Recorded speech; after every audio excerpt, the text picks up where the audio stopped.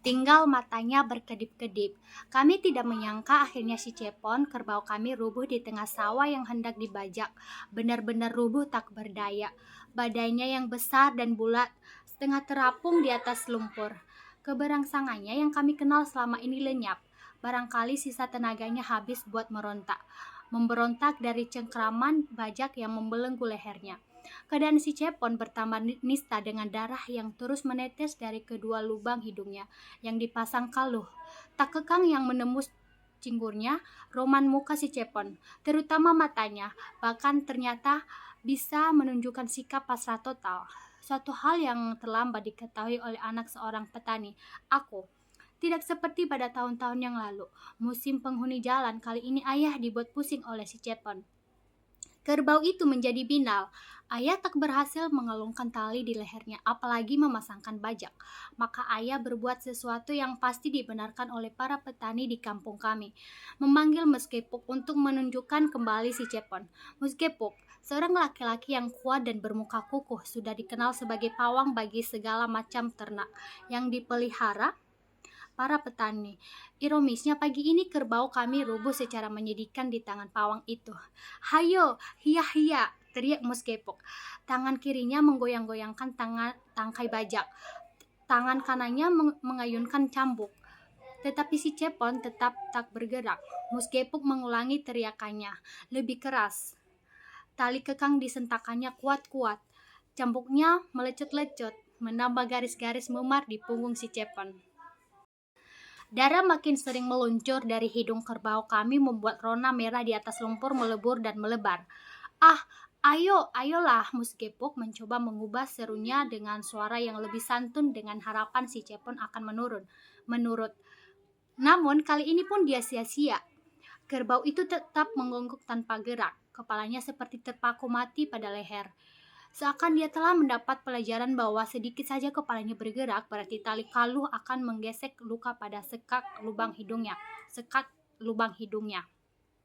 Muskepuk bersungut-sungut, dan uring-uringan semangatnya rontok. Aku, meskipun belum lama disunat, bisa mengerti perasaan seorang laki-laki, kuku yang kebanggaannya sedang terancam. Dua hari yang lalu ketika datang atas panggilan ayah, Muskepuk mulai menangani kerbau kami dengan tipu daya. Mula-mula dibawanya sepikul daun tebu ke dalam kandang. Pada pintu kandang yang sengaja di tengah terbuka, dipasangnya tali besar.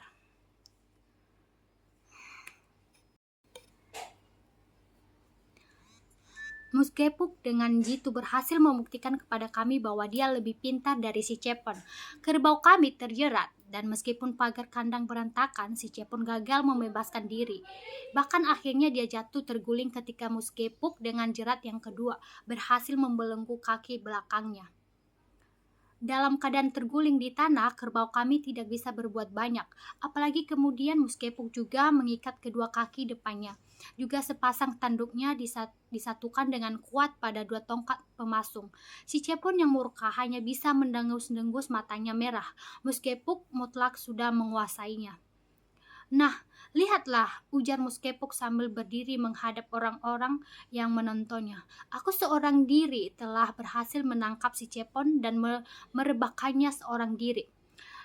Para penonton termasuk aku dan ayah mengangguk bersama. Entahlah, padahal aku sendiri tak mengerti mengapa aku ikut mengangguk. Setuju atas cara Muskepuk melumpuhkan si Cepon. Tidak, rasanya memang tidak boleh jadi kami terkesima karena kerbau kami yang perkasa telah terkalahkan. "Ya, Muskepuk," kata ayah, "tapi tugas sampean sebenarnya adalah membuktikan bahwa si Cepon diambil tenaganya untuk membajak, dan hal itu berlangsung terlaksana." "Oh, itu gampang. Gampang, sampean akan melihatnya. Si Cepon yang baru kujinakan ini akan menggerap sawan sampean dengan gampang. 4 petak sawah sampean akan diselesaikannya dalam waktu setengah hari. Percayalah." Bertentangan dengan perasaanku. Orang-orang kembali mengangguk-angguk, membuat Muskepuk makin bergerak. Diinjaknya pantat si Cepon karena kerbau kami mencoba membuat gerakan berontak. Masih dengan sebuah kakinya menginjak pantat si Cepon, Muskepuk mulai meraut serpih bambu yang sejak tadi dipegangnya. Serpi bambu itu terus dirautnya hingga runcing seperti jarum besar, lengkap dengan lubang di pangkalnya. Seutas, seutas tali ijuk sebesar lidi dimasukkannya pada lubang jarum bambu itu. "Tunggu," seru ayah. "Jadi sampean hendak memasang kalung?" "Ya, kenapa? Tidak cukup hanya dengan tali kekang biasa. Memang banyak kerbau yang bisa dikendalikan dengan tali kekang biasa, tetapi buat si Cepon terang tidak cukup. Hidungnya harus dicucuk kalung. Ah, untuk urusan sedikit kerbau, akulah yang lebih tahu. Kalau tidak demikian, mengapa aku sampean undang kemari?" Kulihat ayah memaksakan dirinya untuk bungkam, namun garis-garis samar pada wajah ayah bisa kubaca. "Aku tidak suka melihat darah." Memang ayahku tidak suka melihat darah, sehingga ayah selalu mencari orang lain bila emak menyuruhnya memotong ayam. Nah, tak lama lagi kami akan melihat pekerjaan berdarah. Barangkali ayah menyesal telah menyerahkan si Cepon kepada Muskepuk. Entahlah, beberapa orang perempuan menunjukkan rasa ngeri melihat jarum besar serta tali ijuk di tangan Muskepuk. Telapak tangan mereka mengunjukkan bahu dan menutup wajah dengan telapak tangan. Terdengar suara-suara mendesir pertanda miris, tetapi suara itu justru membuat Muskepuk makin bertingkah. "Loh, lihat," kata Muskepuk sambil mendekat ke arah seorang perempuan.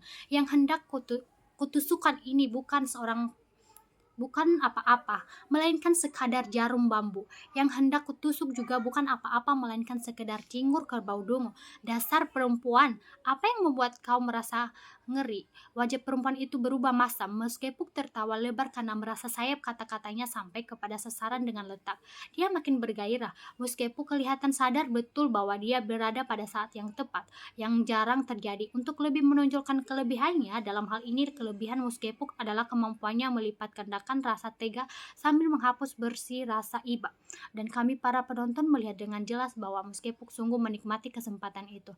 Jadi sementara semua orang menahan rasa karena akan melihat darah menguncur dari hidung si Cepon, Muskepuk malah bermain-main, tepatnya mempermainkan perasaan orang. Dia dengan ulas seperti anak kecil mendapat mainan, bersiap memasang kalung sambil tertawa kecil, dan ini kukira dilakukannya buat menunjukkan kelebihannya dalam hal menumpas rasa kasihan. Muskepuk menusukkan jarum bambunya pada cingur si Cepon. Hasil permainan Muskepuk segera terlihat. Darah mengucur membasahi tangannya.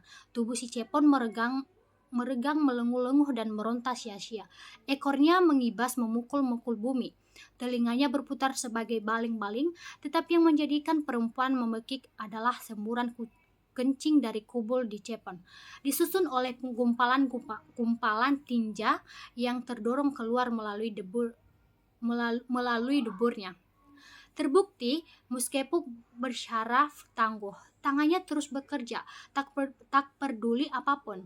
Tidak juga air mata si Cepon yang kelihatan mengambang ketika tali ijuk yang kasar menggesek luka yang masih segar. Bahkan Muskepuk menarik tali yang menyangkut luka itu ke belakang buat mengukur ketegangannya.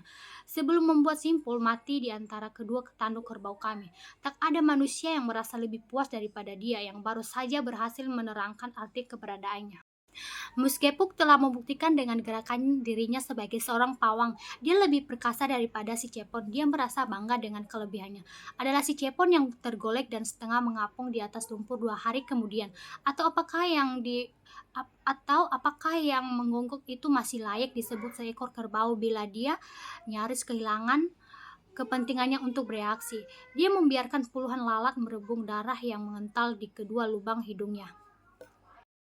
Ekornya tidak lagi mengibas, mengusir agas yang mengusik balur-balur luka di kulit dan menaruh telur di sana. Seekor lintah berenang dengan gerakan vertikal mendekat dan perlahan-lahan melekatkan dirinya pada kulit leher si Cepon.